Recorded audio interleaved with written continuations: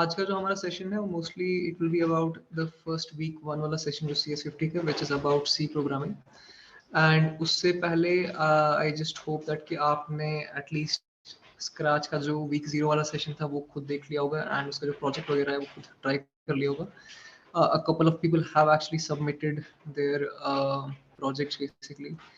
तो ये I think Ayan but देता हूँ।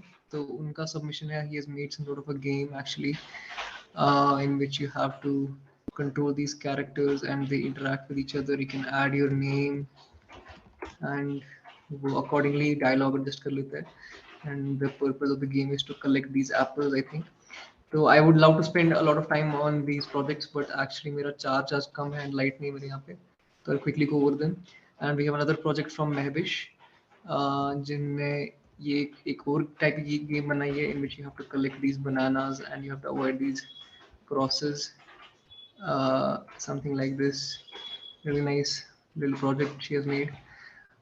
Then we have from I think नाम भूल गया मेरे को उनका, Mozam, yep. So he has also made some sort of a click and move game. So I would like to go over detail, the main detail. I would like to talk about these things, but आज ज़्यादा time है नहीं मेरे पास, तो I'll keep it brief. But yeah, ऐसे ही आपको भी अपना week 0 वाला session complete करके you have to submit your project. So great job, whoever has completed it so far. But whoever has not, please go ahead and do it.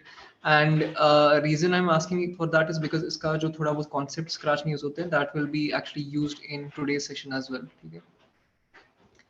So let me go ahead with the first session.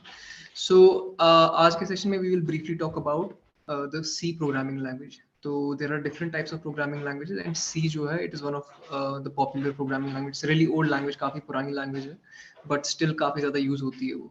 Let me just sorry इसको full screen कर देता हूँ मैं. And जो ये session है C वाला, it's a little lengthy, ठीक है? तो I will not cover everything today. Given its length plus मेरा charge भी कम है, तो I'll just briefly cover some important topics. But now, as I said previously, आपको खुद ही है, but I'll just give you a brief overview. And I don't know if a lot of you have started the session or not. तो आज का session आप इधर आपने अगर देखा है तो रिव्यू सेशन सोच लो, अगर नहीं देखा है तो you just think of it as an intro section कि आप इसके बाद you'll go and watch the session on your own. तो स्क्रैच में when you build anything in scratch, तो आपके जो प्रोग्राम थे या फिर जो वहां पे आपने डिजाइन किया था वो it would have looked something like this कि when this flag is clicked say hello world, ठीक है? नाउ ये सेम चीज जो है ये आप सी या फिर किसी और प्रोग्रामिंग लैंग्वेज में भी कर सकते हो achieve, right? The only difference इसकी जो स्क्रैच है वो थोड़ा इंट्रोडक्टर मतलब इंट्रोडक्शन के लिए होता है, थोड़ा बिगिनर फ्रेंडली है, वो थोड़ा ग्राफिकल एलिमेंट्स ड्रैग ड्रॉप करके बनाते हो. But in languages like C, Python etcetera आपको वो टेक्स्ट में लिखना पड़ता है, which is not difficult but it's slightly not as colourful I would say, ठीक है? तो ये सब चीजें आप जो स्क्रैच में कर रहे हो, how you would do that in C और पाइथन और any other language, that is the point of learning programming, ठीक है? तो फॉर एग्जाम्पल ये जो छोटा सा प्रोग्राम बनाया है यहाँ पे स्क्रैच में कि when this green button is clicked say hello, जो ये हेलो वर्ल्ड वाला प्रोग्राम है जो स्क्रैच में लिखा है, इसको सी में कैसे लिखते हैं, उसका कोड सिंपल से देखा जाए तो ऐसा होता है, ठीक है? तो इसमें काफी सारी ऐसी चीजें जो मे बी आपको समझ नहीं आए इमीडिएटली. फॉर एग्जांपल ये इंक्लूड क्या है, स्टैंडर्ड io.h क्या है, ये इंट मेन ऐसे क्यों लिखा गया है. बट इसमें जो principal thing that you should focus on is this line printf hello world \n, ठीक है? ये जो printf \hello world \n है, this does the same thing as this program hello, मतलब when this green button is clicked say hello world. Obviously वहाँ पे आपके पास green button नहीं होता है कोई, but when you run this program तो आपके screen पे hello world print हो जाएगा, ठीक है? अब ये प्रोग्राम काम कैसे करता है थोड़ा आगे जाके देखेंगे, but this is how you write a simple C program, ठीक है? You can take a screenshot of this and try it out later on, ठीक है? And if you use scratch, अगर आपने स्क्रैच का सेशन देखा हो ठीक से एंड उसके जो प्रॉब्लम सेट वगैरह है उस पर थोड़ा काम किया हो, you will have seen things like functions, conditionals, Boolean expression, ये सब चीजें वहां पे देख लोगे आप अगर आप थोड़ा सा उस पर काम करो. All these things are used in normal programming languages C, C plus, Python, everything. Plus वो स्क्रैच में भी उसका जो इक्विवेलेंट है वो अवेलेबल है. वो ड्रैग ड्रॉप करके आपको डिफरेंट ब्लॉक्स उठा के लाने हैं and you can like build all these constructs in scratch. तो नाउ द थिंग इज, जब आपको मैं पाइथन या फिर सी या फिर कोई भी लैंग्वेज पढ़ाऊंगा, I will teach you a couple of things. पहले तो मैं आपको ये पढ़ाऊंगा कि लिखते कैसे हैं, एज इन उसका सिंटैक्स जो बोलते हैं हम, कि बेसिकली आपको फॉर एग्जांपल ये चीज करवाना है प्रोग्राम से, उसका सिंटैक्स क्या है, मतलब उसके लिए जो कमांड्स लिखनी है वो क्या है, ठीक है। वो जो कमांड्स होती हैं उनको सिंटैक्स बोलते हैं, मतलब कंप्यूटर साइंस लैंग्वेज में सिंटैक्स कहते हैं। तो उसका जो सिंटैक्स है वो क्या है। The second thing that you have to learn is कि आपको कोई प्रॉब्लम दिया गया है फॉर एग्जांपल सॉल्व करने के लिए, एंड आपको प्रोग्राम लिखना है उसको सॉल्व करने के लिए। तो how do you correctly right the solution. Correctly right करने का मतलब ये है कि जो सोल्यूशन निकलेगा, जो आउटपुट निकलेगा, it has to match your expectation, कि ऐसा नहीं है कि कुछ गलत आउटपुट दे दिया। तो वो सीखना बहुत जरूरी है कि how you make a program behave correctly. In addition to correctness you have to also think about कि डिजाइन कैसे है उसका। डिजाइन का क्या मतलब होता है, सेम प्रॉब्लम सॉल्व करने के मल्टीपल तरीके होते हैं, ठीक है। Any kind of problem you can solve in multiple different ways. अब some methods are better than other methods in different aspects. So for example एक सोल्यूशन ऐसा है जो कम स्टेप्स में आपका सोल्यूशन निकाल देगा, एक स्टेप ऐसा है जो कम स्पेस लेके आपका सोल्यूशन निकाल देगा। तो ऑल दीज डिफरेंट कंसिडरेशंस कि कितना टाइम ले रहा है आपका सोल्यूशन, कितना स्पेस ले रहा है, उस सबको कंसिडर करने के बाद जो बेस्ट सोल्यूशन है वो कैसे डिसाइड किया जाए, वो डिजाइन जो होता है कोड का उसमें देखेंगे आप, ठीक है। ये आगे वाले सेशन में होगा, आज के सेशन में ऑब्वियसली ज्यादा हम जाएंगे नहीं इसमें, but I am just telling you कि आपको प्रोग्रामिंग सीखते वक्त क्या क्या सीखना है। पहले सिंटैक्स सीखना है, आपको करेक्टनेस सीखना है कि करेक्ट कैसे कोड लिखते हैं, फिर आपको डिजाइन सीखना है कि बेस्ट सोल्यूशन कैसे लिखें आप, and finally style. Style is basically कि वो कोड कैसे ऑर्गेनाइज किया आपने, उसका इंडेंटेशन, स्पेसेस वगैरह, गैप्स कितनी है लाइन में। एंड इसका रीजन क्यों ये पढ़ने का, क्योंकि a lot of the work that a programmer does is कि वो बाकी लोगों का कोड पढ़ता है, एंड अगर वो ऐसे हैफिजटली लिखा गया कोड हो, कुछ गैप्स नहीं डाली है, स्पेसेस नहीं डाली है, साफ साफ लिखा नहीं है, तो समझ नहीं आता है। तो it is very important to also consider the style of the code, ठीक है। तो वापस आते हैं हमारे इस जो सी वाले प्रोग्राम पे, जो स्टार्ट में दिखाया मैंने। तो ये जो सी प्रोग्राम है यहाँ पे, ये बेसिकली सी लैंग्वेज में लिखा गया है, ठीक है। जो भी आपका कोई प्रोग्रामिंग लैंग्वेज होती है उसमें आप एक प्रोग्राम लिखते हो, जैसे यहाँ पे दिख रहा है आपको, ठीक है। अब ऑब्वियसली कंप्यूटर, जो मैंने लास्ट सेशन में बताया ये कि कंप्यूटर को ये सब समझ नहीं आता है। Computer only understand zeros and one. उसका रीजन क्या है वो लास्ट सेशन आप रिवाइज कर सकते हो कि जीरोस वन क्यों समझ पाता है computer. So what you have to do is कि ये जो प्रोग्राम यहाँ पे लिखा हुआ है इसको somehow you have to convert into zeros and ones that the computer can understand, and you have to do it in such a way कि जो फाइनल रिजल्ट है, वो जो zeros ones में रिजल्ट निकलेगा आपका, when you feed it to your computer, वो actually ये जो लिखा है यहाँ पे प्रिंट हेलो करने को, वो वही काम करे, ठीक है। तो ये जो काम है, ये कोड लेके बाइनरी में कन्वर्ट करने वाला काम, मतलब यहाँ से यहाँ जाने वाला काम जो है, from normal C language to what is called binary language, ये ट्रांसलेशन जो है, this is done by something called a compiler, ठीक है। तो कंपाइलर क्या लेता है, सोर्स कोड लेता है। सोर्स कोड क्या है, जो हमारा ये वाला प्रोग्राम यहाँ पे लिखा है ना हमने, दिस इज सोर्स कोड, ठीक है। सोर्स कोड कुछ भी हो सकता है, सी लैंग्वेज में हो सकता है, सी प्लस में हो सकता है, पाइथन में हो सकता है, जावा में हो सकता है, किसी भी लैंग्वेज में हो सकता है। Basically it is the code that you type on your computer, ठीक है। अब इस सोर्स कोड को लेके हमें क्या करना है, हमें कन्वर्ट करना है इसको बाइनरी कोड में। बाइनरी कोड को मशीन कोड भी कहते हैं, समथिंग दैट द कंप्यूटर और द मशीन अंडरस्टैंड्स।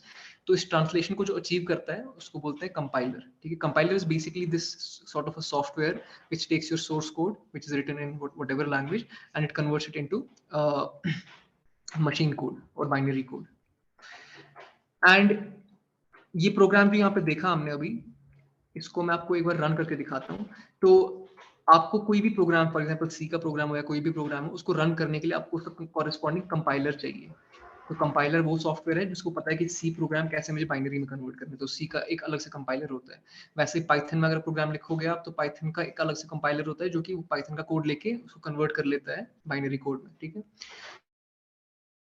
एंड ये कंपाइलर्स कहाँ से मिलते हैं, आपको यूजुअली डाउनलोड करना पड़ता है आपको इंटरनेट से। Download different softwares which allow you to perform this translation and this execution of code.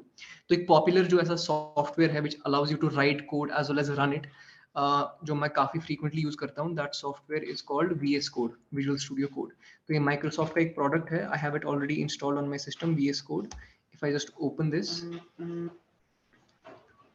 तो एंड एट एनी पॉइंट अगर आपके पास दिमाग में क्वेश्चंस वगैरह आ रहे हैं तो please just right it in the chat, मैं थोड़ी देर बाद जाके उसको देख लूंगा। एंड या तो this is basically the ID. तो ये सब बकवास इग्नोर कर लो 2 मिनट के लिए। तो दिस इज माय आईडी। यहाँ पे मैं क्या कर सकता हूँ, ID basically means integrated development environment. Integrated development का क्या मतलब है कि यहाँ पे आप कोड की फाइल्स बना सकते हो, लिख सकते हो एंड रन भी कर सकते हो। तो सारा जो प्रोसेस है प्रोग्राम लिखने का एंड रन करने का, वो सारा इस एक विंडो में हो जाएगा। That is why it's called integrated development environment. And इसमें जो ऐसे VS कोड जैसे जो आईडीज होते हैं, उसमें कैपेबिलिटी ऐसी होती है कि वो कोई भी लैंग्वेज का कोड रन कर सकते हैं, ठीक है। सी का, पाइथन का, उनके पास बिल्ट इन वो कंपाइलर्स होते हैं कि सी के प्रोग्राम को ट्रांसलेट कर ले, पाइथन के प्रोग्राम को ट्रांसलेट कर ले एंड वो सब वो अचीव कर ले। अब इसको कैसे समझ आता है एग्जैक्टली मुझे कौन सा कंपाइलर यूज करना है, क्योंकि मैंने जैसे बताया सी का कंपाइलर अलग है, पाइथन का कंपाइलर अलग है एंड सो ऑन। अब मैं कोई प्रोग्राम लिखता हूँ, how does it know this ID, how does it know कि मेरे को इसको सी का कंपाइलर यूज करके सॉल्व करना है या फिर कन्वर्ट करना है। उसका सिंपल तरीका पाइथन इस आईडी के पास होता है कि उस फाइल की एक्सटेंशन देखने को, ठीक है। जो सी फाइल है उसका अलग से एक्सटेंशन, डिफरेंट एक्सटेंशन होगा, डॉट सी करके होता है उसका। पाइथन का डॉट पी वाई एक्सटेंशन होता है एंड हर एक लैंग्वेज का जो कोड होता है उसका अपना अपना एक्सटेंशन होता है, ठीक है। तो मैं यहाँ पे फाइल क्रिएट कर लेता हूँ। तो यहाँ पे मैं बिल्कुल लेफ्ट साइड से देख सकते हो मैं टाइप कर रहा हूँ hello डॉट सी। तो बेसिकली मैं एक सी फाइल क्रिएट कर रहा हूँ जहाँ पे मैं सी का कोड लिखूंगा। एंड यहाँ पे मैं क्या करूंगा कि बिल्कुल ये जो कोड है विजुअल स्टूडियो कोड, ठीक है, यहाँ से मेरा नीचे इंस्टॉल करके ऑलरेडी तभी दिख रहा है मेरे को, तो मैं इंस्टॉल करना पड़ेगा। तो बेसिकली इस आईडी में क्या कैपेबिलिटी है कि ये सबके सब डिफरेंट लैंग्वेजेस जो हैं, सबके सब नहीं मतलब मोस्ट ऑफ द लैंग्वेजेस का प्रोग्राम अगर मैं लिखूं उसमें, it will be able to run this. इसके पास अपनी इंटेलिजेंस होती है कि डिपेंडिंग ऑन द एक्सटेंशन जो मैंने फाइल क्रिएट की है उस हिसाब से ये उस उस लैंग्वेज से लेके बाइनरी लैंग्वेज ट्रांसलेशन करके वो प्रोग्राम रन कर लेता है, ठीक है। तो I create a new file, मैं बिल्कुल लेफ्ट में यहाँ फाइल क्रिएट कर रहा हूँ hello.c, ठीक है। This is my file name is hello and इसका जो एक्सटेंशन है .c है, which means it's a C programming file, basically file, ठीक है। तो यहाँ पे hello.c क्रिएट कर लिया मैंने एंड यहाँ पे मैं टाइप कर सकता हूँ अपना कोड जो भी है। तो यहाँ पे मैं बेसिकली जो यहाँ पे कोड लिखा हुआ है यहाँ पे वही मैं यहाँ पे लिखूंगा। तो hash include standard io.h। तो ये क्या मतलब है इसका एग्जैक्टली थोड़ी देर बाद में देखेंगे, बट फिलहाल के लिए I just write this code. So int main void and then यहाँ पे इसने printf hello world लिखा है, ठीक है। सॉरी, printf hello world,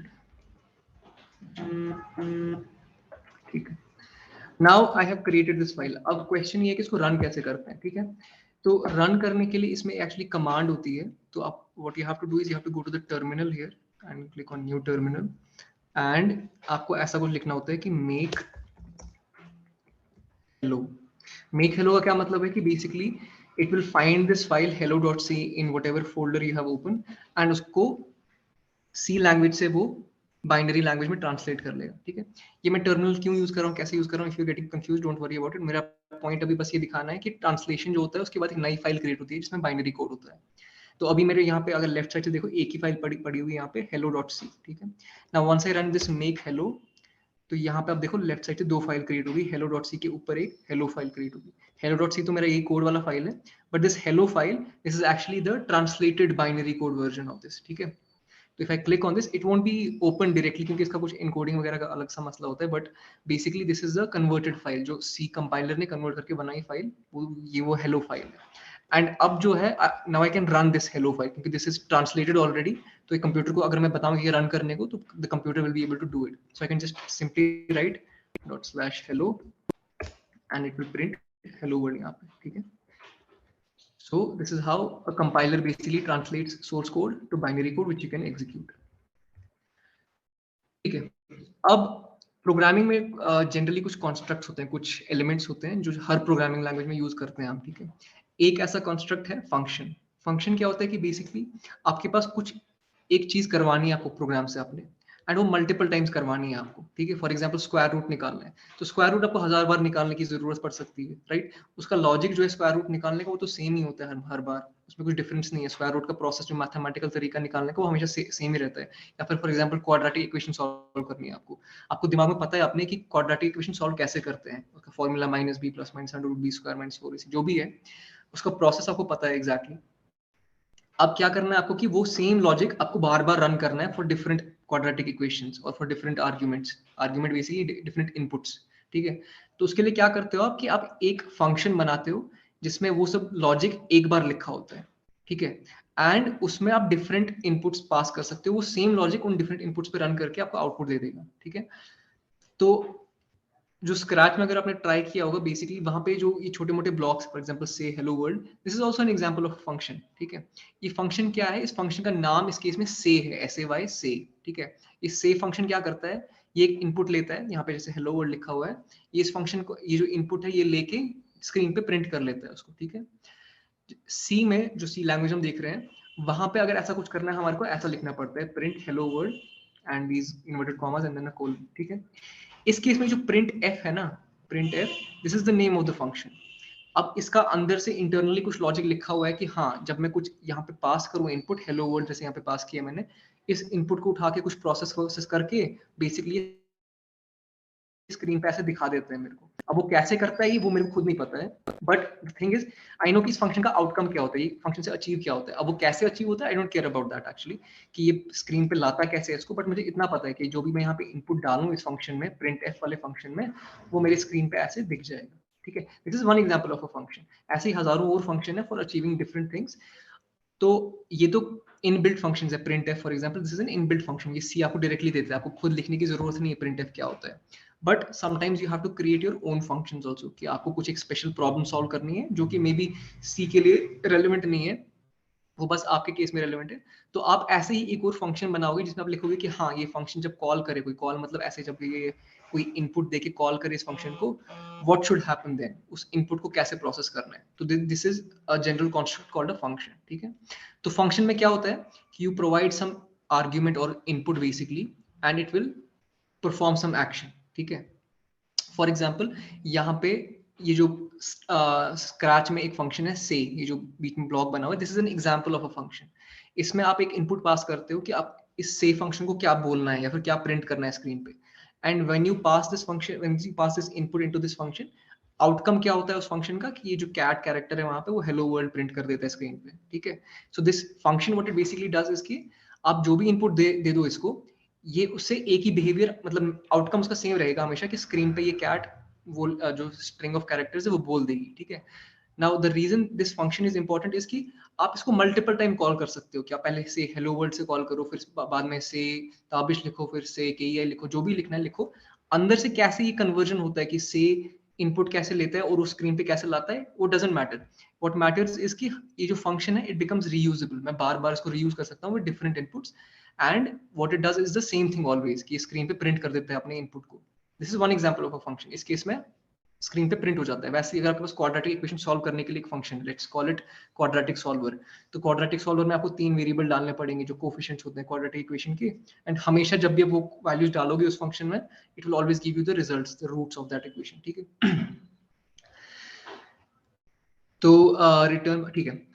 अब क्या है कि once you call a function, मतलब once you provide an input to a function, it will perform some calculations. For example, quadratic equation solver की बात करते हैं हम, तो हमारा for example एक function है जो quadratic equation solve करता है। ठीक है, अब when I provided the values of a b c to it, वो क्या करेगा, वो स्टार्ट करेगा उसको प्रोसेस करना। पहले वो लेगा -b, फिर plus minus under root B square minus 4ac, वो पूरा कैलकुलेशन मैथमेटिकली कर लेगा एक बार, and once it completes all the operation उसके पास एक आंसर आएगा, राइट। वो आंसर जो मिलेगा उसको उसको क्या करना है, वो उसको जहां से कॉल हुआ है फंक्शन वो रिटर्न करना है वैल्यू वहां पे। ठीक है, फॉर एग्जांपल अगर मैं ऐसे लिखता हूँ, हाँ, तो यहाँ पे राइट साइड से देखो आप कि answer equal to get string what is your name. ठीक है, तो यहाँ पे एक डिफरेंट फंक्शन यूज किया। अब फंक्शन कैसे समझ आए कि फंक्शन प्रेजेंट है कहीं पे।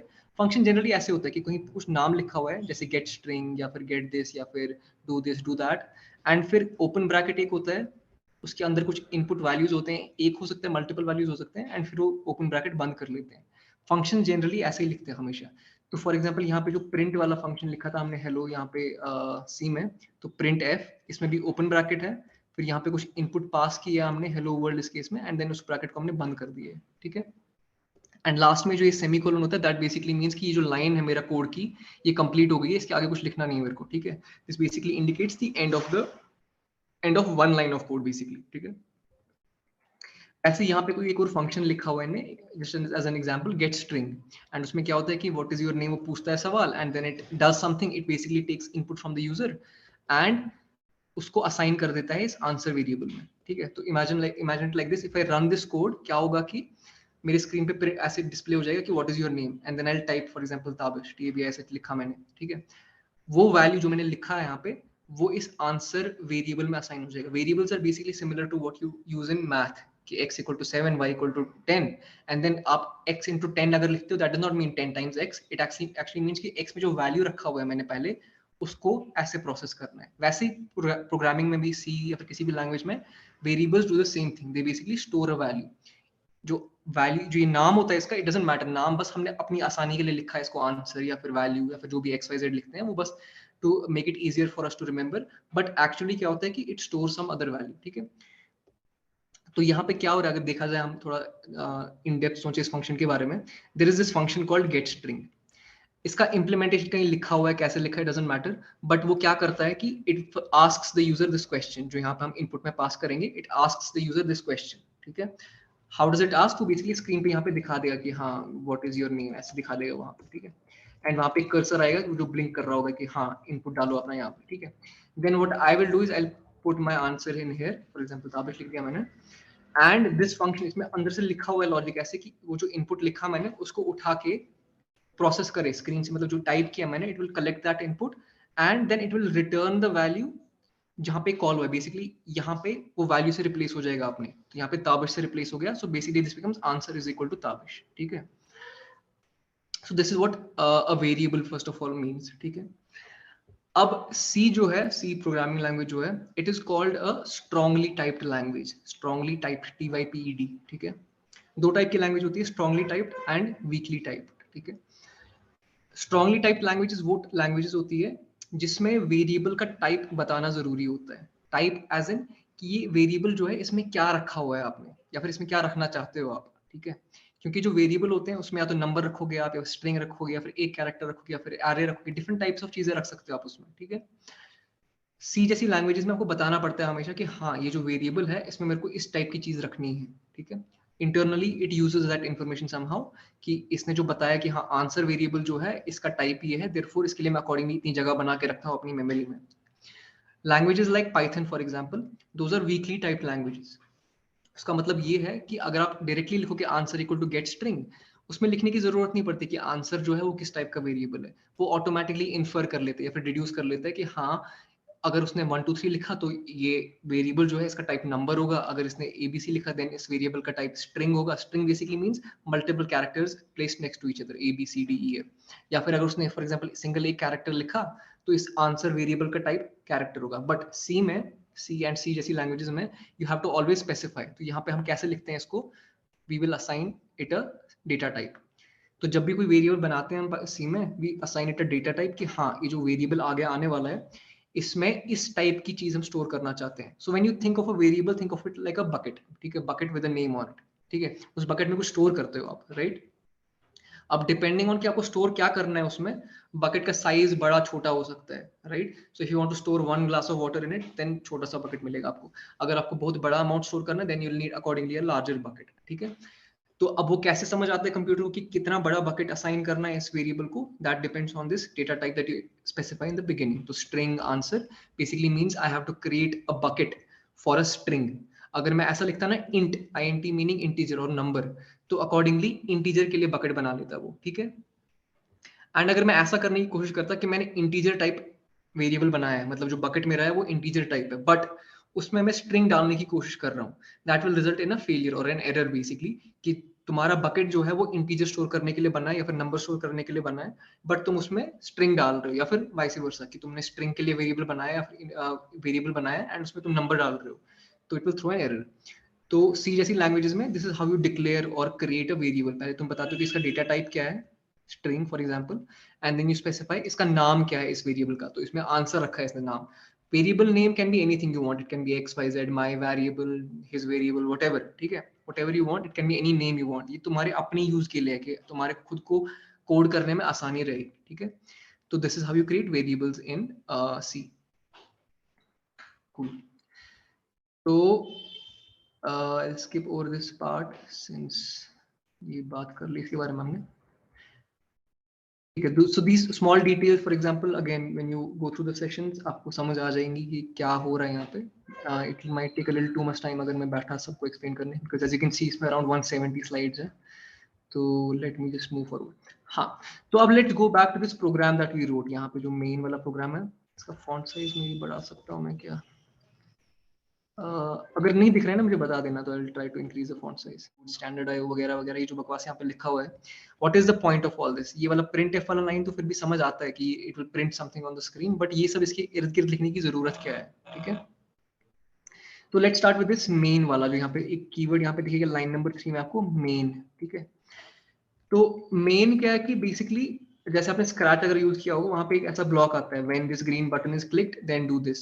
ठीक है, मेन वैसे ही होता है कि मेन इसका इक्विवेलेंट है सी में। इक्विवेलेंट कैसे है, बेसिकली जो भी आप कोड मेन के अंदर लिखोगे ना, इस मेन ब्लॉक के अंदर, यहाँ पे ब्लॉक, यहाँ पे इस कर्ली ब्रेस से स्टार्ट होता है लाइन नंबर 3 पे, एंड यहाँ पे लाइन नंबर 5 पे खत्म होता है। तो इसके अंदर जो भी लिखूं मैं, basically whenever I directly run my program, इसके अंदर जो भी लिखा हुआ है that will immediately execute। ठीक है, as soon as I run my program that will immediately execute। So this is the main part of my code, ये मेरे को रन करना ही करना है, which is why I have placed this in this function called main। ये मेरा decision नहीं है कि मेन में रखना है नहीं रखना है, ये सी लैंग्वेज का रूल है, जो भी आपको इमीडिएटली रन करवाना है प्रोग्राम अपना, वो इस मेन फंक्शन के अंदर लिखना पड़ेगा आपको। ठीक है, इस मेन ब्लॉक के अंदर लिखना पड़ेगा आपको। Next is header files. ठीक है, तो पहली लाइन है ना बिल्कुल फर्स्ट में, हैश इंक्लूड स्टैंडर्ड io.h। ठीक है, this is what is called a header. ये हमारे इस कोड के बाहर होती है, एंड ये यूजुअली ये इसी फॉर्मेट में होती है, हैश इंक्लूड स्टैंडर्ड io.h। इस हेडर लाइन का मतलब क्या है यहाँ पे, कि इस सिस्टम में, मेरे सिस्टम में एक फाइल पड़ी हुई है जिसका नाम स्टैंडर्ड io.h है। ठीक है, स्टैंडर्ड io.h एक ऐसी फाइल है जहां पे बाकी फंक्शंस लिखे गए हैं। वो किसने लिखे हैं, वो सी के बनाने वाले जो ऑथर्स है बेसिकली, उनने लिखे हैं। एंड उन फंक्शंस का काम क्या है, basically it is indicated by the name of this header file standard io.h। Standard io basically mean standard input output .h उसका एक्सटेंशन है। The important part is stdio which mean standard input output. तो यहाँ पे एक function ऐसा है हमारे इस कोड में जो इस स्टैंडर्ड io.h फाइल से लाते हैं हम। जब आप इंक्लूड करते हो ना किसी फाइल को, ऐसे किसी हेडर फाइल जिसको बोलते हैं, .h basically means a header file, तो इस फाइल में कुछ फंक्शंस लिखे गए होते हैं। ठीक है, एंड इंक्लूड करने का मकसद क्या होता है आपका, ये कि इस फाइल में जो फंक्शन लिखे हुए हैं I have to use them. तो इन आर प्रोग्राम ये जो प्रिंट एफ वाला फंक्शन है, दिस फंक्शन इज इंपोर्टेड और इंक्लूडेड फ्रॉम स्टैंडर्ड io। ये यहाँ पे कहीं पे इस प्रिंट एफ का मतलब नहीं लिखा हुआ है, जैसे मैंने बताया ना कि प्रिंट एफ कैसे इंप्लीमेंट किया गया in the background, we don't care about that. Why don't we care about that, क्योंकि वो लिखा गया ऑलरेडी, सी की जो ऑथर है उन्हें लिखा हुआ है इस लाइब्रेरी में स्टैंडर्ड io.h में, एंड वहां से उठा के हमने इसको डायरेक्टली यहाँ पे इंपोर्ट कर लिया है। तो वैसे ही there are other libraries, for example for solving mathematical equations, for example solving geometric equations, or for creating images or sending emails। हर एक के लिए different modules ऐसे ही present होते हैं, either आपके सिस्टम में डायरेक्टली प्रेजेंट होंगे या फिर इंटरनेट से डाउनलोड करने पड़ेंगे आपको। बेसिकली उनमें क्या होता है कि उनमें there are some functions that are created to help you out with your program. तो डिपेंडिंग ऑन क्या करना चाहते हो आप, accordingly you'll have to import these header files basically। तो यहाँ पे since I wanted to print f is basically an output operation, उस स्क्रीन पे दिखाना है कुछ। ठीक है, that is why I needed this standard io.h। ठीक है, if I remove this and I try to run this program, ये बोलेगा कि error, ये printf जो function है, I don't know what it means। ठीक है, because there is no definition of this। So let's say I try to remove this and मैं इसको फिर से रन करने की कोशिश करता हूँ। let me clear this पहले। तो मैंने कैसे रन किया था लास्ट टाइम, पहले I did make hello which will convert it into basically I didn't save this, one second, I'll try again, make hello। तो यहाँ पे it will immediately show me an error कि यहाँ पे कुछ गड़बड़ कर दिया तुमने। ठीक है, so these header files are basically additional files जो आप बाहर से लाते हो, जिनके फंक्शंस आप डायरेक्टली यूज करना चाहते हो। ठीक है, so I am at page number 48। अगर स्क्रीन मेरा रुक गया फिर से बता देना। तो हाँ, सो बेसिकली ये जो दो स्लाइड्स दिख रही, दो साइड्स दिख रहे हैं आपको, this is the Scratch equivalent of this int main function. When this green arrow is clicked और this green flag is clicked, say hello world. तो सी में कैसे लिखा हमने उसको, int main void print hello world। ठीक है, and then we also included this standard io.h। cool। तो ये cd cp ls I'm not sure ये बीच में क्यों डाला है मैंने स्लाइड के, there must be some context but I'll not confuse you with this। This is not related to C, this is related to something called operating system commands। तो ये बिल्कुल simple है। These are basically commands for doing various operations on your computer, things like creating a file or deleting a file। तो ये session में आप maybe for some reasons पढ़ा रहे होंगे वो ये सब चीजें, तो वहां पे देख सकते हो आप। टाइप्स की ऑलरेडी बात कर ली हमने कि जो डेटा टाइप्स होते हैं, basically for a variable we have to specify कि इसका डेटा टाइप क्या है, what kind of value it stores, तो that those things are called types. And जो डिफरेंट टाइप्स हमारे पास होते हैं सी में, for example some of those are like this.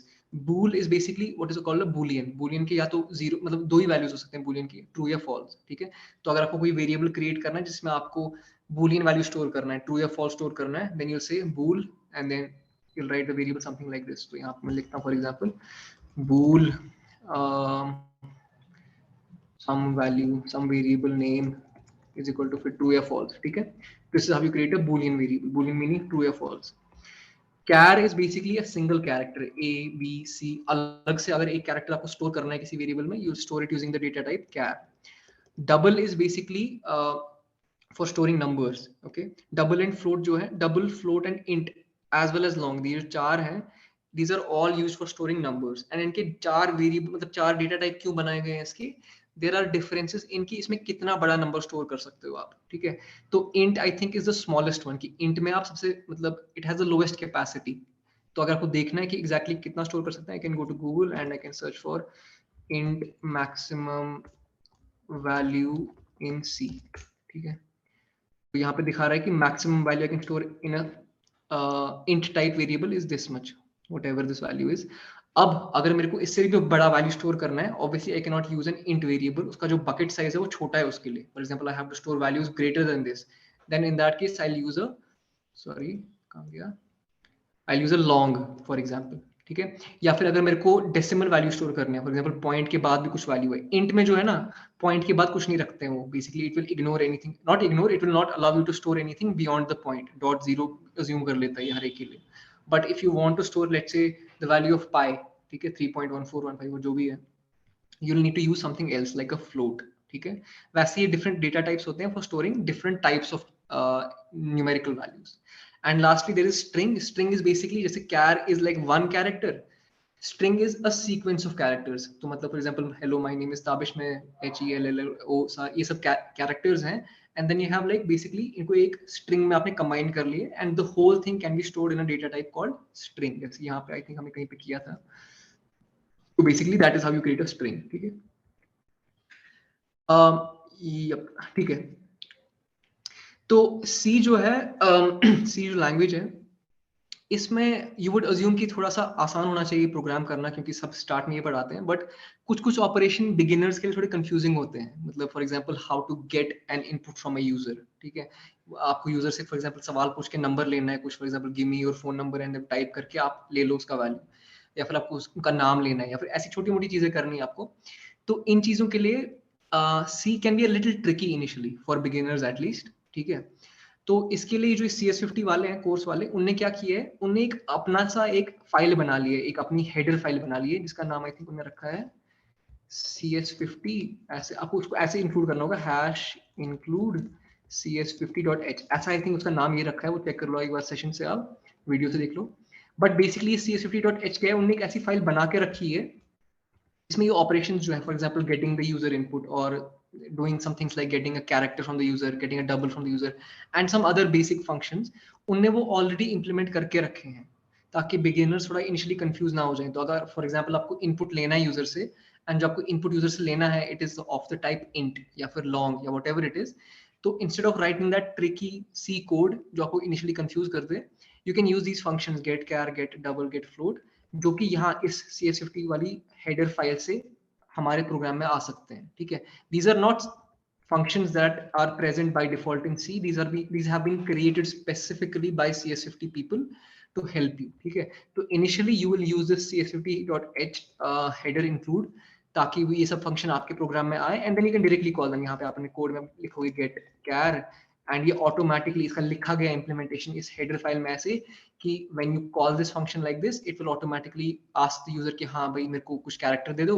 And you can store it in your variable like char a is equal to, यहाँ पर इसको my char लिखता हूँ मैं, तो I am storing it in a variable called my char. वैसे अगर मेरे को स्ट्रिंग लेना है, लॉन्ग लेना है, तो I can directly do it using these functions. ठीक है, तो again once you go to the session itself थोड़ा और क्लैरिटी मिलेगा आपको इस पर.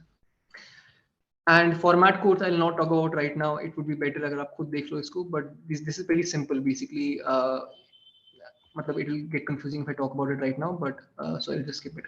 And then there are operators obviously in C, for example, ki plus, minus, multiplication, division, and this last one जो percent वाला symbol है ना यहाँ पे, that is the remainder. So for example, if you do 3% 5, उसका answer 3 होगा, because the remainder of 3 divided by 5 is 3. या फिर for example 10% 2 will be 0, because when you divide 10 by 2 the remainder is 0. 11% 2 1 होगा, क्योंकि 11 divided by 2 remainder is 1. ठीक है.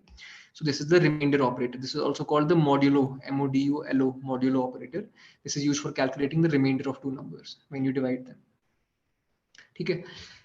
अब इसमें क्या है कि हमने वेरिएबल्स भी ऑलरेडी डिस्कस कर लिया कि variable is basically like a bucket which stores a value. अब वो वैल्यू आप खुद लिख सकते हो या फिर किसी यूजर से इनपुट ले सकते हो या फिर किसी से कैलकुलेट कर सकते हो, बट बेसिकली वेरिएबल वो वैल्यू स्टोर कर लेता है. ठीक है. तो स्क्रैच में you might have seen blocks like this कि set counter to 0. This is a typical example of a variable. इस वेरिएबल का नाम काउंटर है एंड इसको आप इनिशियलाइज कर रहे हो 0 से. Basically you are assigning the value 0 to it. C में अगर आपको सेम चीज लिखना है, what you will do is you write something like counter equal to 0. But as I said, C में you have to specify कि जो variable है इसका टाइप क्या है, इसका बकेट साइज क्या है basically, which is identified by its type. तो आपको स्टार्ट में लिखना पड़ेगा कि int meaning integer. Since it's a small value, 0 store कर रहे हो आप, काउंटर जो आपका है वो छोटा नंबर होगा, you'll use int. अगर बहुत बड़ा नंबर स्टोर करना है then you'll use long or some other data type. And then at the end आप एक कोलन डालोगे, यहाँ पे सेमीकोलन देख सकते हो, like at the end of the line there is a semicolon which indicates ये वाला कमांड खत्म हो गया यहाँ पे. So at the end of each command in C you have to write this semicolon. ठीक है. Now the next operation you might want to do on this counter variable is you want to increment it by 1. ठीक है. I hope screen दिख रहा है मेरा, अगर 65 पे हूँ मैं by the way. तो the next operation you want to do is कि counter जो variable है you want to increment it by 1. ठीक है. काउंटर का नाम मतलब ये वेरिएबल इसीलिए बनाया गया for example because you want to count something. तो लेट्स से अब you want to increment it by 1. ठीक है. Which in Scratch you can do by something like this, like change counter by 1. वहां पे एक ब्लॉक ऐसा आता है कि चेंज काउंटर बाय 1. अब सी में कैसे करोगे? Pretty simple. Counter equal to counter plus 1 है ना. काउंटर का जो पुराना वैल्यू है वो ले लो, उसको प्लस 1 ऐड कर दो and then assign it back to counter, है ना. तो for example if counter was previously 10, then 10 plus 1 is 11, then you assign counter 11 back to counter, so counter now becomes 11. तो ये जो प्रोसेसिंग होती है ऐसी स्टेटमेंट की, it starts from the right side. Equal sign के राइट साइड से start होता है कि इक्वल साइन के राइट साइड से जो भी कैलकुलेशन करना है वो पहले कर लो, फिर बाद में उसको असाइन कर लो ओरिजिनल वेरिएबल में. जैसे मैथ में होता है normally, x equal to 3 plus 5, तो पहले आप 3 प्लस 5 सॉल्व करोगे, 8 निकलेगा, फिर वापस आप उसको x में डाल दोगे, राइट. वैसे यहाँ पे भी होता है कि लेफ्ट जो राइट साइड से प्रोसेसिंग लिखी गई है, जो ऑपरेशन लिखे गए हैं, वो पहले सॉल्व होंगे and then the result is assigned back to counter. ठीक है. अब ये जो यहाँ पे स्टार्ट में देखा ना आपने, एक वर्ड लिखा था थोड़ा अजीब सा, syntactic sugar. Syntactic sugar basically generally हम ऐसे इस चीज को बोलते हैं कि अगर कोई ऑपरेशन होता है हमारा जो हम ऐसे लिख रहे हैं, फॉर एग्जांपल यहाँ पे counter equal to counter plus 1, अगर आपकी लैंग्वेज सी लैंग्वेज या कोई भी लैंग्वेज हो, if the language provides a simpler way to do the same thing, same चीज करनी है बट वो थोड़ा सा प्रिटियर वर्जन होता है उसका करने का, लिखने का, that is called syntactic sugar. इसका कुछ ऐसा मतलब बहुत डिफिकल्ट मीनिंग नहीं है, इट्स जस्ट कि इस कमांड को थोड़ा प्रिटी तरीके से लिखने का तरीका देगा अगर आपको कोई language, that is called syntactic sugar. For example counter equal to counter plus 1, C में आप ऐसे भी लिख सकते हो, काउंटर प्लस इक्वल टू 1. तो this is slightly smaller than this. इसका काम जो है सेम है, both do the same exact thing. You can replace one by the other, it won't change anything, but it's just easier to write some in some cases. ठीक है. Counter plus equal to 1 का क्या मतलब है कि counter का जो value है उसको ले लो, उसको प्लस 1 कर लो and then assign it back to counter. So दो ऑपरेशन इसमें, प्लस एंड देन इक्वल. यहाँ पे जैसे लिखें दो operation plus equal, so these two operations will happen in that sequence कि पहले काउंटर का वैल्यू प्लस कर लो 1 and then assign it back to counter. ठीक है. सी में इनफैक्ट इसका भी एक सिंपलर तरीका लिखने का है या फिर इनसे भी थोड़ा शॉर्टर फॉर्म लिखने का है, that is counter plus plus.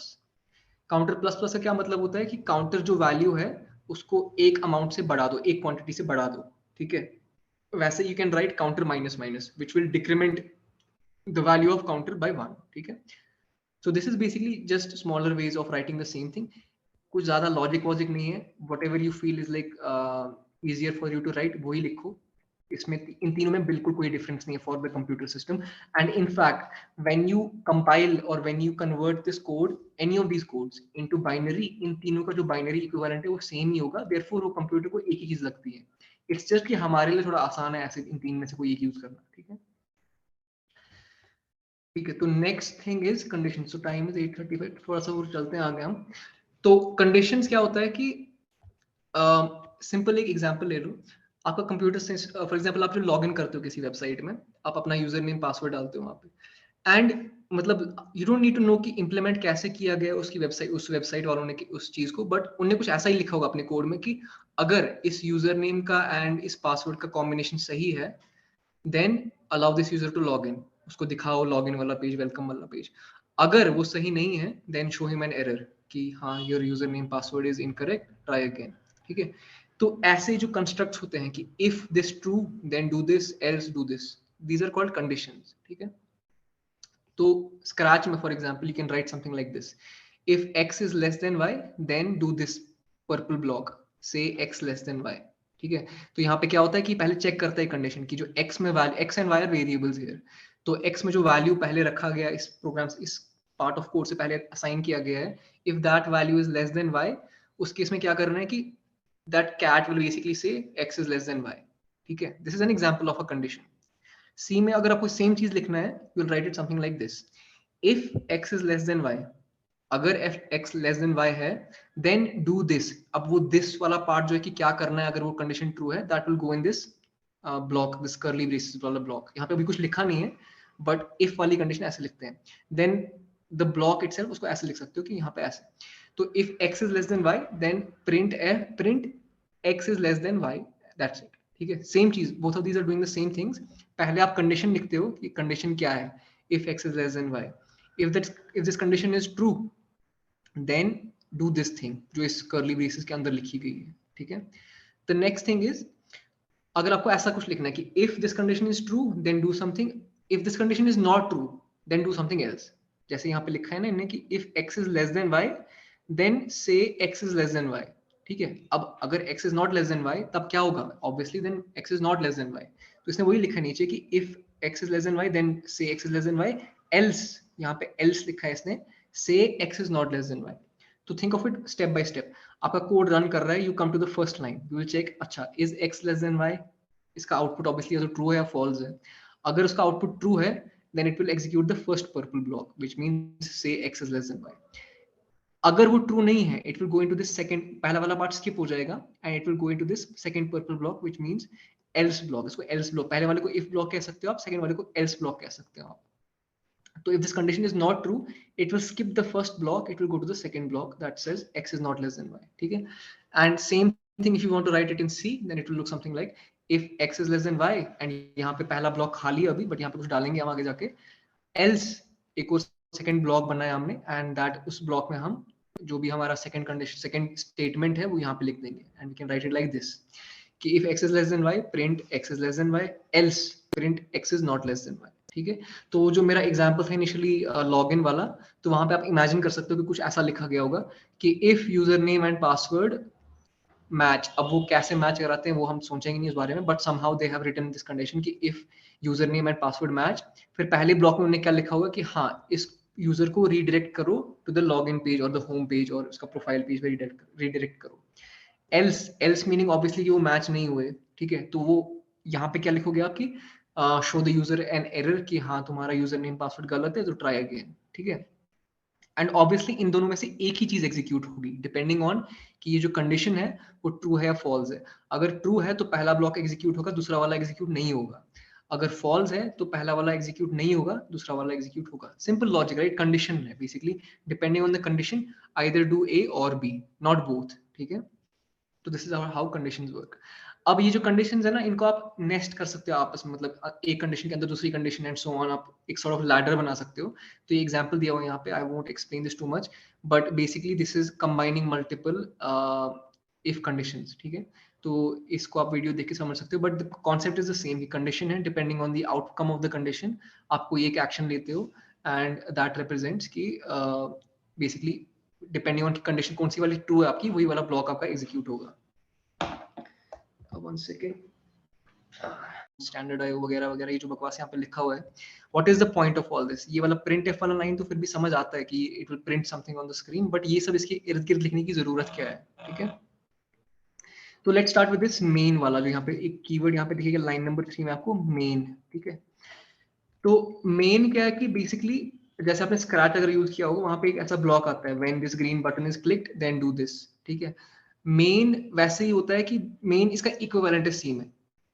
Equivalent कैसे है? बेसिकली जो भी आप कोड मेन के अंदर लिखोगे ना, इस मेन ब्लॉक के अंदर, यहाँ पे ब्लॉक, यहाँ पे इस कर्ली ब्रेस से स्टार्ट होता है लाइन नंबर 3 पे, एंड यहाँ पे लाइन नंबर 5 पे खत्म होता है। तो इसके अंदर जो भी लिखूं मैं, basically whenever I directly run my program, इसके अंदर जो भी लिखा हुआ है that will immediately execute, ठीक है? as soon as I run my program that will immediately execute. So this is the main part of my code, ये मेरे को रन करना ही करना है, which is why I have placed this in this function called main. ये मेरा decision नहीं है कि main में रखना है नहीं रखना है, इसी लैंग्वेज का रूल है, जो भी आपको immediately रन करवाना है प्रोग्राम अपना, वो इस main फंक्शन के अंदर लिखना पड़ेगा आपको, ठीक है? इस main ब्लॉक के अंदर लिखना पड़ेगा आपको। नेक्स्ट इज हेडर फाइल्स, ठीक है? तो ये पहली लाइन है बिल्कुल फर्स्ट में, हैश इंक्लूड स्टैंडर्ड io.h, ठीक है? This is what is called a header. ये हमारे इस कोड के बाहर होती है, एंड ये यूजुअली ये इसी फॉर्मेट में होती है, hash include standard io.h।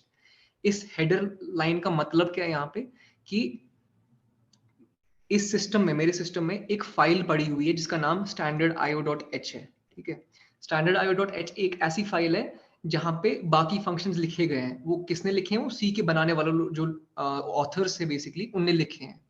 And उस उन फंक्शंस का काम क्या है? Basically it is indicated by the name of this header file, standard io.h। Standard io basically means standard input output .h उसका एक्सटेंशन है। The important part is stdio, which means standard input output. तो यहाँ पे एक function ऐसा है हमारे इस कोड में जो इस स्टैंडर्ड io.h फाइल से लाते हैं हम। जब आप इंक्लूड करते हो ना किसी फाइल को, ऐसे किसी हेडर फाइल जिसको बोलते हैं, .h basically means a header file, तो इस फाइल में कुछ फंक्शंस लिखे गए होते हैं, ठीक है? एंड इंक्लूड करने का मकसद क्या होता है आपका, ये कि इस फाइल में जो फंक्शन लिखे हुए हैं, I have to use them. तो इन आर प्रोग्राम, ये जो प्रिंट एफ वाला फंक्शन है, दिस फंक्शन इज इंपोर्टेड और इंक्लूडेड फ्रॉम स्टैंडर्ड io। ये यहाँ पे कहीं पे इस प्रिंट एफ का मतलब नहीं लिखा हुआ है, जैसे मैंने बताया ना कि प्रिंट एफ कैसे इंप्लीमेंट किया गया in the background, we don't care about that. Why don't we care about that? क्योंकि वो लिखा गया ऑलरेडी, सी के जो ऑथर है उन्होंने लिखा हुआ है इस लाइब्रेरी में, स्टैंडर्ड io.h में, एंड वहां से उठा के हमने इसको डायरेक्टली यहाँ पे इंपोर्ट कर लिया है। तो वैसे ही there are other libraries, for example for solving mathematical equations, for example solving geometric equations, or for creating images or sending emails। हर एक के लिए different modules ऐसे ही present होते हैं, either आपके डिस सिस्टम में डायरेक्टली प्रेजेंट होंगे या फिर इंटरनेट से डाउनलोड करने पड़ेंगे आपको। बेसिकली उनमें क्या होता है कि उनमें there are some functions that are created to help you out with your program. तो डिपेंडिंग ऑन क्या करना चाहते हो आप, accordingly you will have to import these header files basically। तो यहाँ पे since I wanted to print f is basically an output operation, उस स्क्रीन पे दिखाना है कुछ, ठीक है? That is why I needed this standard io.h, ठीक है? If I remove this and I try to run this program, ये बोलेगा कि error, ये printf जो function है, I don't know what it means, ठीक है? Because there is no definition of this। So let's say I try to remove this and मैं इसको फिर से रन करने की कोशिश करता हूँ। let me clear this पहले। तो मैंने कैसे रन किया था लास्ट टाइम? पहले I did make hello, which will convert it into basically, I didn't save this one second, I'll try again, make hello। तो यहाँ पे it will immediately show me an error कि यहाँ पे कुछ गड़बड़ कर दिया तुमने, ठीक है? So these header files are basically additional files जो आप बाहर से लाते हो, जिनके फंक्शंस आप डायरेक्टली यूज करना चाहते हो, ठीक है? So I'm at page number 48, अगर स्क्रीन मेरा रुक गया फिर से बता देना। तो हाँ, सो बेसिकली ये जो दो स्लाइड्स दिख रही, दो साइड्स दिख रहे हैं आपको, this is the Scratch equivalent of this int main function। When this green arrow is clicked और this green flag is clicked, say hello world. तो सी में कैसे लिखा हमने उसको? int main void print hello world, ठीक है? And then we also included this standard io.h। Cool. तो ये cd cpls, I am not sure ये बीच में क्यों डाला है मैंने स्लाइड के, there must be some context, but I'll not confuse you with this। This is not related to C, this is related to something called operating system commands। तो ये बिल्कुल simple है। These are basically commands for doing various operations on your computer, things like creating a file or deleting a file। तो ये session में आप maybe for some reasons पढ़ा रहे होंगे वो ये सब चीजें, तो वहाँ पे देख सकते हो आप। टाइप्स की ऑलरेडी बात कर ली हमने कि जो डेटा टाइप्स होते हैं basically for a variable we have to specify कि इसका डेटा टाइप क्या है, what kind of value it stores, तो that those things are called types. And जो डिफरेंट टाइप्स हमारे पास होते हैं सी में for example, some of those are like this. Bool is basically what is called a Boolean. Boolean के या तो जीरो मतलब दो ही वैल्यूज हो सकते हैं बूलियन की, ट्रू या फॉल्स. ठीक है, तो अगर आपको कोई वेरिएबल क्रिएट करना है जिसमें आपको बूलियन वैल्यू स्टोर करना है, ट्रू या फॉल्स स्टोर करना है, then you say bool and then you'll write the variable something like this. तो यहाँ पे मैं लिखता हूँ for example bool some value, some variable name is equal to फिर true या false. ठीक है, this is how you create a boolean variable. Boolean meaning true या false. Char is basically a single character a b c. अलग से अगर एक character आपको store करना है किसी variable में, you store it using the data type char. Double is basically for storing numbers. Okay, double and float जो है, double, float and int as well as long, ये जो चार हैं, these are all used for storing numbers. and इनके चार variable मतलब चार डेटा टाइप क्यों बनाए गए हैं इसके, देयर आर डिफरेंसेस इनकी, इसमें कितना बड़ा नंबर स्टोर कर सकते हो आप. ठीक है, तो int I think is the smallest one, कि int में आप सबसे मतलब it has the lowest capacity.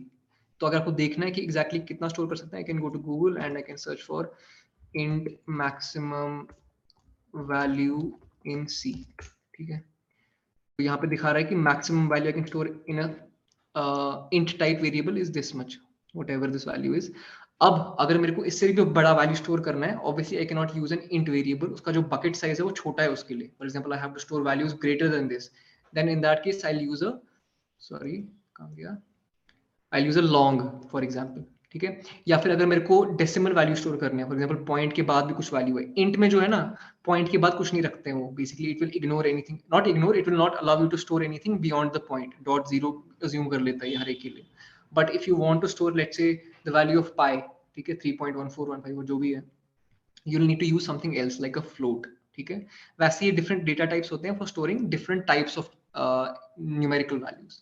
And lastly there is string. String is basically जैसे char is like one character, string is a sequence of characters. तो मतलब for example hello my name is Tabish में HELLO ये सब characters हैं, and then you have like basically इनको एक string में आपने combine कर लिए and the whole thing can be stored in a data type called string. जैसे यहाँ पे I think हमने कहीं पे किया था. So basically that is how you create a string. ठीक है, ठीक है. तो C जो है C जो लैंग्वेज है, इसमें यू वुड अज्यूम कि थोड़ा सा आसान होना चाहिए प्रोग्राम करना, क्योंकि सब स्टार्ट में ये पढ़ाते हैं, बट कुछ कुछ ऑपरेशन बिगिनर्स के लिए थोड़े कंफ्यूजिंग होते हैं. मतलब for example how to get an input from a user. ठीक है, आपको यूजर से फॉर एग्जांपल सवाल पूछ के नंबर लेना है कुछ, for example give me your phone number and type करके आप ले लो उसका वैल्यू, या फिर आपको उनका नाम लेना है, या फिर ऐसी छोटी मोटी चीजें करनी है आपको. तो इन चीजों के लिए C can be a little tricky initially for beginners at least. ठीक है, तो इसके लिए जो CS50 वाले हैं कोर्स वाले, उनने क्या किया है, उनने एक अपना सा एक फाइल बना ली है, एक अपनी हेडर फाइल बना ली है जिसका नाम आई थिंक उन्होंने रखा है CS50. ऐसे आपको उसको ऐसे इंक्लूड करना होगा, हैश इंक्लूड CS50.h, ऐसा आई थिंक उसका नाम ये रखा है. वो चेक कर लो एक बार सेशन से, आप वीडियो से देख लो.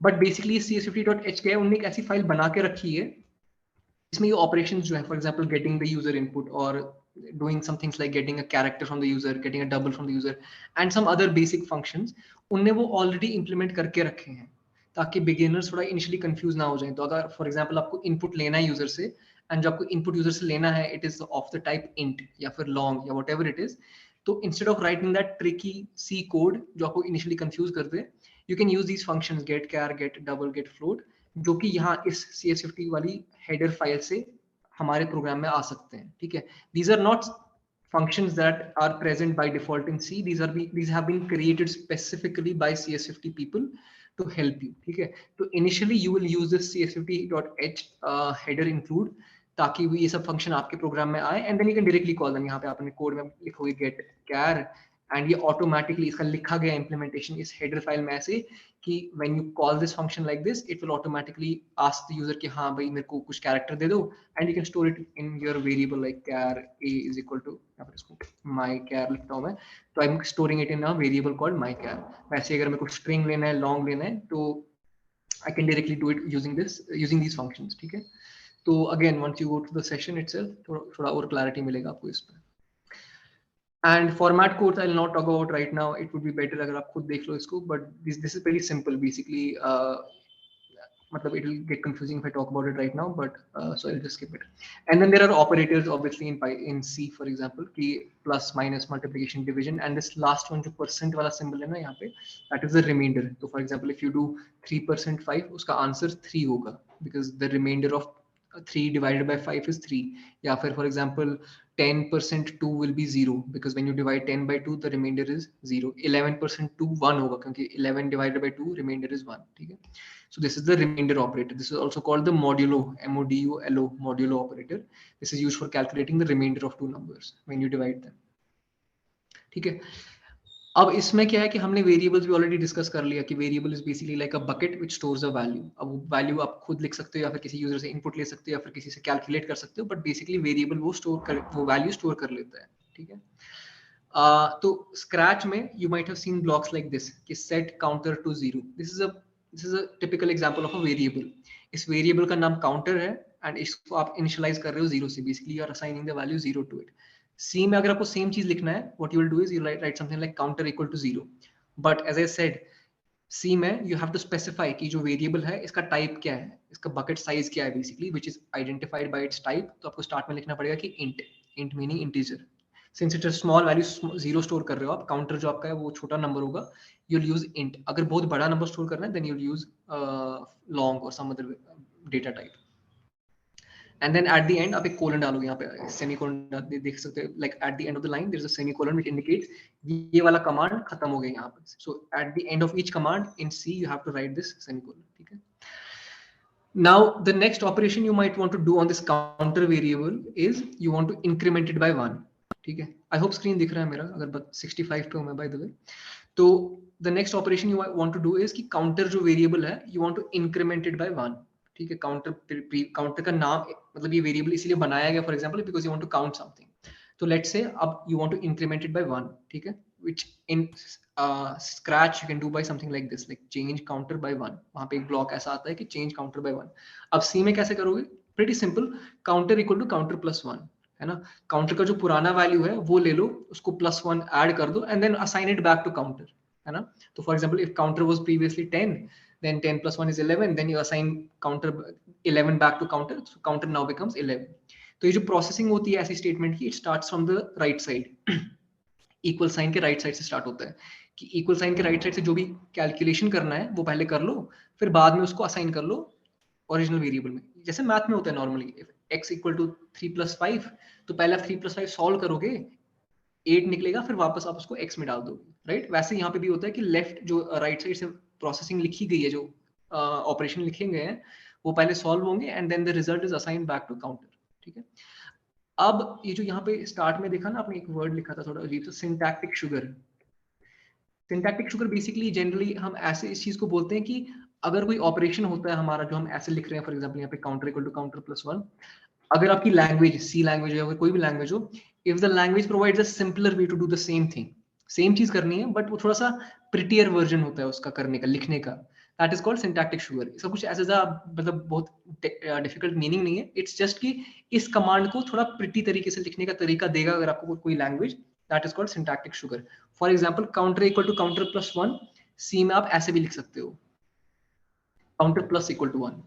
तो this is slightly smaller than this. इसका काम जो है सेम है, both do the same exact thing, you can replace one by the other, it won't change anything, but it's just easier to write some in some cases. ठीक है. Counter plus equal to 1 का क्या मतलब है कि counter का जो value है उसको ले लो, उसको प्लस 1 कर लो and then assign it back to counter. So दो ऑपरेशन इसमें, प्लस एंड देन इक्वल. यहाँ पे जैसे लिखें दो operation plus equal, so these two operations will happen in that sequence कि पहले काउंटर का वैल्यू प्लस कर लो 1 and then assign it back to counter. ठीक है. सी में इनफैक्ट इसका भी एक सिंपलर तरीका लिखने का है या फिर इससे भी थोड़ा शॉर्टर फॉर्म लिखने का है, that is counter plus plus. Counter plus plus का क्या मतलब होता है कि काउंटर जो वैल्यू है उसको एक अमाउंट से बढ़ा दो, एक क्वांटिटी से बढ़ा दो. ठीक है. वैसे you can write counter minus minus which will decrement the value of counter by 1. ठीक है. So this is basically just smaller ways of writing the same thing. कुछ ज्यादा लॉजिक वॉजिक नहीं है, whatever you feel is like easier for you to write वही लिखो. इसमें इन तीनों में बिल्कुल कोई डिफरेंस नहीं है for the computer system. And in fact when you compile और when you convert this code, any of these codes into binary, इन तीनों का जो बाइनरी इक्विवेलेंट है वो सेम ही होगा, देयरफॉर वो कंप्यूटर को एक ही चीज लगती है. इट्स जस्ट कि हमारे लिए थोड़ा आसान है ऐसे इन तीन में से कोई एक यूज करना, ठीक है। ठीक है, तो next thing is condition. So time is 8:35, थोड़ा सा और चलते हैं आगे हम। तो कंडीशंस क्या होता है कि सिंपल एक एग्जांपल ले लो। आपका कंप्यूटर से फॉर एग्जांपल आप जो लॉगिन करते हो किसी वेबसाइट में, आप अपना यूजर नेम पासवर्ड डालते हो वहां पे, एंड मतलब you don't need to know कि इंप्लीमेंट कैसे किया गया उसकी वेबसाइट, उस वेबसाइट वालों ने उस चीज को, बट उन्होंने कुछ ऐसा ही लिखा होगा अपने कोड में कि अगर इस यूजर नेम का एंड इस पासवर्ड का कॉम्बिनेशन सही है, then allow this user to log in. उसको दिखाओ लॉग इन वाला पेज, वेलकम वाला पेज। अगर वो सही नहीं है, then show him an error कि हाँ your user name password is incorrect, try again, ठीक है। तो ऐसे जो कंस्ट्रक्ट्स होते हैं कि if this true then do this, else do this, these are called conditions, ठीक है। तो स्क्रैच में for example you can write something like this, if x is less than y then do this purple block, say x less than y, ठीक है। तो यहाँ पे क्या होता है कि पहले चेक करता है कंडीशन की जो x में value, x and y are variables here, तो x में जो वैल्यू पहले रखा गया इस प्रोग्राम इस पार्ट ऑफ कोड से पहले असाइन किया गया है, if that value is less than y, उस केस में क्या करना है कि that cat will basically say x is less than y, ठीक है। This is an example of a condition. C में अगर आपको सेम चीज लिखना है, you will write it something like this, if x is less than y, अगर x less than y है, देन डू दिस। अब वो दिस वाला पार्ट जो है कि क्या करना है, अगर वो कंडीशन ट्रू है, that will go in this block, this curly braces वाला ब्लॉक। यहाँ पे अभी कुछ लिखा नहीं है, बट इफ वाली कंडीशन ऐसे लिखते हैं, देन द ब्लॉक इटसेल्फ उसको ऐसे लिख सकते हो कि यहाँ पे ऐसे। तो if x is less than y, then print x is less than y, that's it, ठीक है। सेम चीज, both of these are doing the same things. पहले आप कंडीशन लिखते हो कि कंडीशन क्या है, if x is less than y, if this condition is true then do this thing जो इस curly braces के अंदर लिखी गई है, ठीक है। the next thing is, अगर आपको ऐसा कुछ लिखना है कि if this condition is true then do something, if this condition is not true then do something else, जैसे यहाँ पे लिखा है ना इन्हें कि if x is less than y then say x is less than y, ठीक है। अब अगर x is not less than y तब क्या होगा, obviously then x is not less than y, तो इसने वही लिखा नीचे कि if x is less than y then say x is less than y, else, यहाँ पे else लिखा है इसने, say x is not less than y। तो think of it step by step. आपका कोड रन कर रहा है, you come to the first line, you will check, अच्छा is x less than y, इसका आउटपुट ऑब्वियसली या तो true है या फॉल्स है। अगर उसका आउटपुट ट्रू है, then it will execute the first purple block which means say x is less than y। अगर वो ट्रू नहीं है, it will go into this second, पहला वाला पार्ट स्किप हो जाएगा and it will go into this second purple block which means else block. इसको else block, पहले वाले को इफ ब्लॉक कह सकते हो आप, सेकंड वाले को एल्स ब्लॉक कह सकते हो आप। So if this condition is not true, it will skip the first block, it will go to the second block that says x is not less than y, ठीक है। And same thing if you want to write it in C, then it will look something like if x is less than y, and यहाँ पे पहला block खाली है अभी, but यहाँ पे कुछ डालेंगे हम आगे जाके, else एक और सेकंड ब्लॉक बनाया हमने, एंड दैट उस ब्लॉक में हम जो भी हमारा सेकंड कंडीशन, सेकंड स्टेटमेंट है वो यहाँ पे लिख देंगे, and we can write it like this कि if x is less than y print x is less than y, else print x is not less than y, ठीक है। तो जो मेरा एग्जांपल था इनिशियली लॉगिन वाला, तो वहां पे आप इमेजिन कर सकते हो कि कुछ ऐसा लिखा गया होगा कि if user name and password match. अब वो कैसे मैच कराते हैं वो हम सोचेंगे नहीं इस बारे में, but somehow they have written this condition कि if user name and password match, फिर पहले ब्लॉक में उन्होंने क्या लिखा होगा कि हाँ इस यूजर को रीडायरेक्ट करो टू द लॉगिन पेज और द होम पेज और उसका प्रोफाइल पेज पे रीडायरेक्ट करो। एल्स मीनिंग ऑब्वियसली कि वो मैच नहीं हुए, ठीक है। तो वो यहाँ पे क्या लिखोगे आप कि show the user N error कि हाँ तुम्हारा यूजर नेम पासवर्ड गलत है तो ट्राई अगेन, ठीक है। एंड ऑब्वियसली इन दोनों में से एक ही चीज एग्जीक्यूट होगी डिपेंडिंग ऑन कि ये जो कंडीशन है वो ट्रू है या फॉल्स है। अगर ट्रू है तो पहला ब्लॉक एग्जीक्यूट होगा, दूसरा वाला एग्जीक्यूट नहीं होगा। अगर फॉल्स है तो पहला वाला एग्जीक्यूट नहीं होगा, दूसरा वाला एग्जीक्यूट होगा। Simple logic, right. कंडीशन है basically, depending on the condition either do a और बी, नॉट बोथ, ठीक है। तो this is how conditions work. अब ये जो कंडीशंस है ना, इनको आप नेस्ट कर सकते हो आपस में, मतलब एक कंडीशन के अंदर दूसरी कंडीशन एंड सो ऑन, आप एक सॉर्ट ऑफ लैडर बना सकते हो। तो ये एग्जांपल दिया हुआ है यहाँ पे, I won't explain this too much, but basically this is combining multiple if conditions, ठीक है। तो इसको आप वीडियो देख के समझ सकते हो, but the concept is the same. Condition है, depending on the outcome of the condition आप कोई एक एक्शन लेते हो, एंड दैट रिप्रेजेंट्स कि बेसिकली डिपेंडिंग ऑन कंडीशन कौन सी वाली ट्रू है आपकी, वही वाला ब्लॉक आपका एग्जीक्यूट होगा। 1 second. Questions. Sir, like we made graphical representation in Scratch, what can we do in C? तो ग्राफिकल रिप्रेजेंटेशन जो है you can do it in C also. C में सपोर्ट होता है कि ग्राफिक्स बनाओ, आप फिगर्स बनाओ, कलर्स बनाओ, बट अगेन वो थोड़ा सा कॉम्प्लिकेटेड होता है. स्क्रैच बनाए इसीलिए गया कि ताकि वो थोड़ा इजी रहे अंडरस्टैंड करना. बट या सो बेसिकली सी जब आप यूज करोगे generally use it to solve mathematical और some programmatic problems, but technically आप वो ग्राफिक्स वाला पार्ट भी सी से अचीव कर सकते हो. It will be little more difficult, थोड़ा आगे आएगा when you have learned a lot of C, but it is possible. ठीक है. तो आई थिंक यहाँ पे आंसर भी दे दिया कुछ स्टूडेंट्स ने. तो how can we remember all these commands. देखो ये एक जनरल कंसर्न रहता है लोगों का कि कमांड कितनी याद रहेंगी हमारे को. आई टेल यू कि मतलब दिखाता हूँ तुम्हारे को मैं. So my personal choice of programming language is Python. ठीक है. तो पाइथन में टोटल कितने कीवर्ड्स हैं मैं बताता हूँ तुम्हारे को. बेसिकली पाइथन में कितने यूनिक कमांड्स हैं. There are 33 keywords in Python 3.7, which is the latest version of Python. उसमें 33 keywords हैं, right?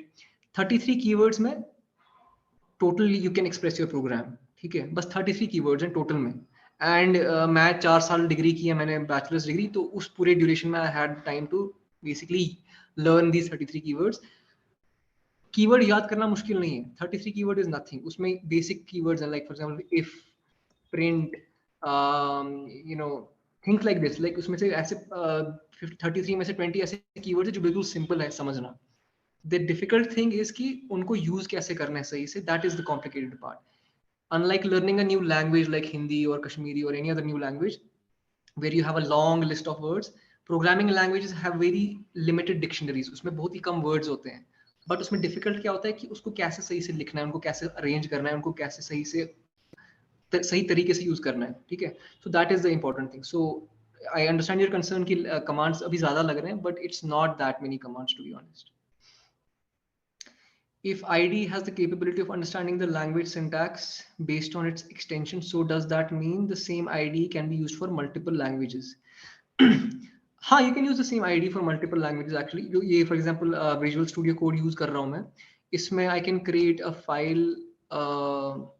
I think in Python भी अगर मैं create करूँ वो run कर लेगा. ये C create करूँ वो भी create कर लेगा. ये I think कहीं पे दिखाता है कौन कौन सी फाइल है यहाँ पे. दिख नहीं रहा है. बट हाँ, सम आईडीज बेसिकली उसमें कोई भी आप लैंग्वेज डाल दो. ठीक है. सी डालो, पाइथन डालो, सी प्लस डालो, सी शार्प डालो, जावा डालो, उनमें इंस्टॉल्ड होते हैं वो एड ऑन्स और कंपाइलर्स जो उस कन्वर्जन को अलाउ करते हैं. But if you are using some very new language जो कि एग्जिस्ट नहीं करती थी परसों तक, या फिर कोई बहुत ही रेयर लैंग्वेज है, तो उस केस में you have to install some additional things into your IDE जिससे वो ट्रांसलेशन पॉसिबल हो. ठीक है. थिंक ऑफ इट लाइक आपके फोन में गूगल ट्रांसलेट होता है, राइट? गूगल ट्रांसलेट में you can type in English. अब आपको हिंदी में कन्वर्ट करना है तो आपको हिंदी वाला एक्सटेंशन डाउनलोड करना पड़ता है. उर्दू में कन्वर्ट करना है, then you have to click on that Urdu के अगेंस्ट जो डाउनलोड बटन है वो करना पड़ता है. तो whichever ones you have downloaded उसमें आप डायरेक्टली कन्वर्ट कर सकते हो. But if you want to convert it into some other language which is not present, उसका आपको बेसिकली एक्सटेंशन इंस्टॉल करना पड़ता है. एंड वन मोर थिंग, जो ये VS कोड यहाँ पे विजुअल स्टूडियो कोड है, you don't have to install it right now. जो आपका सेशन 1 है CS50 में, उसमें उनने एक अपना सॉर्ट ऑफ आईडी बनाया है जो ब्राउजर से यूज कर सकते हो आप. It looks very similar to this this VS code. In fact वो VS कोड का ही ब्राउजर वाला वर्जन है. So you can directly use that. And वहां पे आपको प्रॉब्लम्स, अब जो ये सोल्यूशन वगैरह लिखने हैं, कोड लिखने हैं, वो वहीं पे आप लिखोगे, वहीं पे सेव करोगे, वहीं पे रन करोगे, एंड वो वहीं पे चेक भी करके देगा आपको. ठीक है. So for now, there is no need to install VS Code. Just go through the session. वहाँ पे बता देंगे exactly कि कैसे वो आपको access करना है, उनका ID वगैरह जो है, how you will use it. ठीक है. Use of void in C. I think this is a question, Sahil, right? Question पूछ रहे हो, बता रहे हो कुछ, Sahil? Sahil. ठीक है. I'm assuming this is a question basically. Question, sir. I think. अच्छा, क्वेश्चन. ठीक है. तो यहाँ पे void जो लिखा है मैंने, इसका क्या मतलब है? तो I briefly talked about functions, and function में मैंने बताया कि function में input डालते हैं हम, right? For example, square root solve करना है, तो square root किसी का number निकालने के लिए मेरे को input चाहिए कि किसका square root निकालना है. या फिर if I want to solve a quadratic equation, तो मेरे को input चाहिए कि एक ABC जो है उस quadratic equation की वो क्या है, right? तो I have to provide some input. But there are some functions जिनमें कोई input नहीं जाता है. ठीक है. वो without input चलते हैं. उस केस में we just write something like void. Void basically means इसमें कुछ input नहीं जा रहा है. This is like blank. There is no input into this function basically. ठीक है. So I think that is all the questions. Anything else किसी को कुछ